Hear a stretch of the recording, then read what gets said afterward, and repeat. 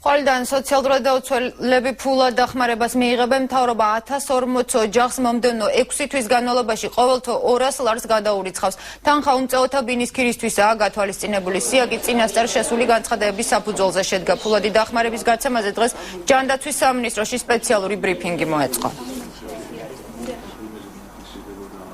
ხვალიდან დაიწყება ბენეფიციარებთან კონტაქტი, ეს შეტყობინებების სახით იქნება და ბენეფიციარების თანხმობის გამოხატვის შემთხვევაში დაიწყება მათთვის ბინის ქირის გადახდა.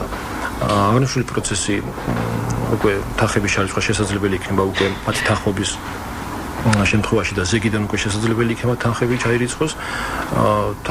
აღნიშნული პროცესი მოიცავს 6 თვიან პერიოდს, თვეში 200 ლარის ოდენობით ბინის ქირით უზრუნველყოფას და შესაბამისად ყველა ბენეფიციარი, რომელიც იმსახურებს და საჭიროებს აღნიშნული ქირით უზრუნველყოფას, დამოუკიდებლად.